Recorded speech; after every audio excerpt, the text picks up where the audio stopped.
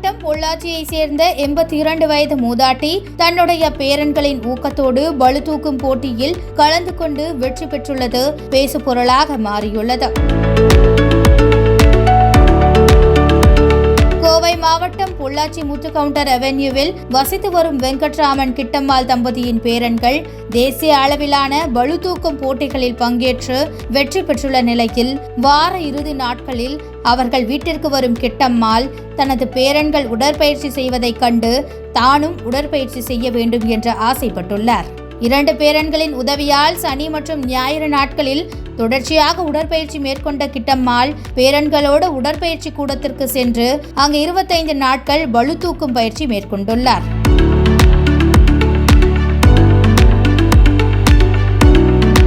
பாட்டியின் ஆர்வத்தை கண்ட உடற்பயிற்சியாளர் சதீஷ் பாட்டியை கோவையில் இந்தியன் ஃபிட்னஸ் ஃபெடரேஷன் சார்பில் நடைபெற்ற தேசிய அளவிலான பளு தூக்கும் போட்டிக்கு அழைத்துச் சென்றுள்ளார். பின்னர் பெண்களுக்கான பளு தூக்கும் பிரிவில் பங்கேற்கவும் வைத்துள்ளார்.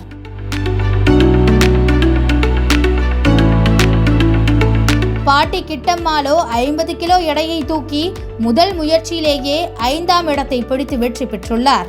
மேலும் strong man of south Indian 2024 என்ற பட்டத்தையும் பெற்றுள்ளார். இதுகுறித்து பாட்டி கிட்டம்மாள் பேசுகையில் எதையும் துணிச்சலுடன் செய்ய வேண்டும் எனவும் தனது ஆர்வத்திற்கும் உடல் ஆரோக்கியத்திற்கும் தனது உணவு முறையே காரணம் எனவும் பேரன்கள் மற்றும் உடற்பயிற்சியாளரின் துணையோடு பளு தூக்கும் போட்டியில் பங்கேற்றதாகவும் தெரிவித்தார்.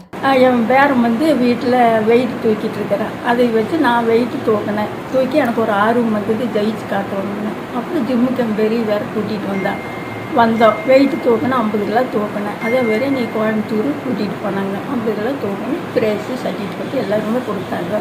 ஆனால் சாப்பாடு காலையில் சத்துமாவு கஞ்சி ராய்க்கூழ் இது சாப்பிடுவேன், சத்து இதெல்லாம். மத்தியானம் சாப்பாடு முருங்கைக்கீரை சூப்பு, முட்டை, நைட்டுக்கு சப்பாத்தி தோசை ஏதோடு சாப்பிடுவோம். பேரிச்சம்பழம், பாதாம் பருப்பு, முந்திரி பருப்பு இது சாப்பிடுவோம். எங்கள் வீட்டுக்காரர் என் பிள்ளைங்க வாங்கிட்டு வந்து கொடுப்பாங்க, போட்டு சத்து கொடுப்பாங்க. நான் எல்லாருமே சாப்பிட்டு ஜெயிச்சு என்ன மாதிரி இருக்கிறவங்க நல்லா ஆரோக்கியமாக வெயிட் தூக்கணும். வீட்டில் அடுப்பாங்கரை பார்த்துட்டு இருக்கக்கூடாது, நல்லா ஆரோக்கியமாக என்ன மாதிரியே இருக்கணுங்கிறது. எனக்கு எந்த நோவும் இல்லை. ஒரு சுகரா ப்ரெஷர் எனக்கு எதுவும் இல்லைங்க.